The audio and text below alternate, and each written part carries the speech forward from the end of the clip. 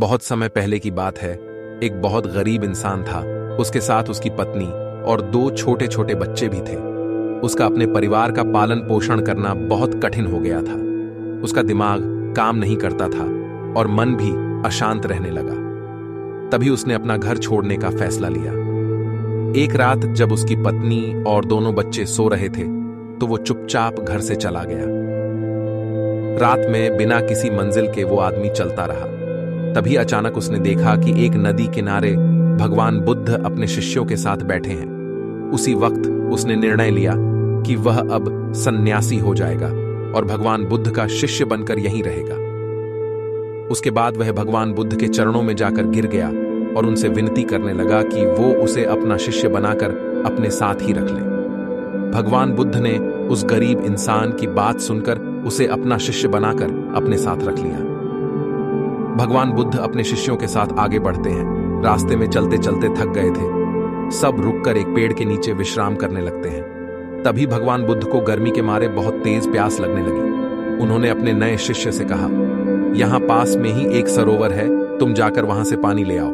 भगवान बुद्ध का आदेश मानकर वह सरोवर से पानी लेने चला गया। जब वह सरोवर के पास पहुंचा तो उसने देखा कि कुछ जंगली जानवर सरोवर में ऊधम मचा रहे हैं। जैसे ही वह सरोवर के और पास गया, सारे जानवर वहां से भाग जाते हैं। लेकिन सरोवर में कीचड़ सड़े गले पत्ते ऊपर तैर रहे थे, जिसके कारण उसका मन नहीं मान रहा था। उसने सोचा, इतना गंदा पानी भगवान बुद्ध पिएंगे कैसे? फिर वह बिना पानी लिए वापस लौटता है और आकर बुद्ध से बोलता है, भगवान उस सरोवर में तो बहुत ज्यादा गंदा पानी है, वो पीने लायक नहीं है। अपने शिष्य की बात सुनकर भगवान बुद्ध थोड़ी देर चुप होकर बोले, जाओ उसी सरोवर से जाकर पानी लेकर आओ।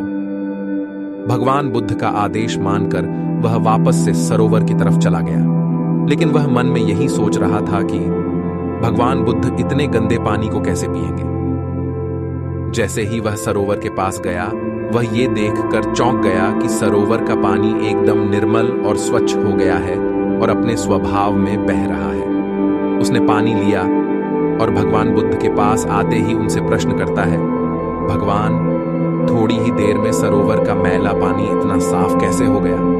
फिर बुद्ध ने उसे समझाते हुए कहा, जब जानवर पानी में ऊधम मचाए हुए थे तब सरोवर का कीचड़ उभर आया था। लेकिन कुछ देर शांत रहने पर कीचड़ फिर से नीचे बैठ गया और पानी पहले जैसे फिर से निर्मल और स्वच्छ हो गया। ठीक इसी तरह से हमारे मन की स्थिति भी ऐसी ही होती है। जीवन की कठिनाइयों और भाग दौड़ हमारी मन में उथल पुथल पैदा कर देती है, जिसके कारण हम बिना सोचे समझे गलत निर्णय ले लेते हैं। लेकिन कोई भी निर्णय लेने से पहले अगर हम अपने चित्त को शांत रखें और धैर्यपूर्वक बैठकर सोचें, तो हमारे मन की वो उथल पुथल भी पानी की कीचड़ की तरह नीचे बैठ जाती है और तब हम जो भी निर्णय लेते हैं वो हमेशा सही होता है। इसलिए बुरे समय में इंसान को अपना धीरज नहीं खोना चाहिए। भगवान बुद्ध की यह बातें सुनकर उसका दिमाग खुल जाता है और जब वह शांति से बैठकर सोचता है तो उसे अपनी ही गलती नजर आती है। फिर उसे समझ में आता है कि उसने अपना घर छोड़ने का गलत निर्णय लिया था।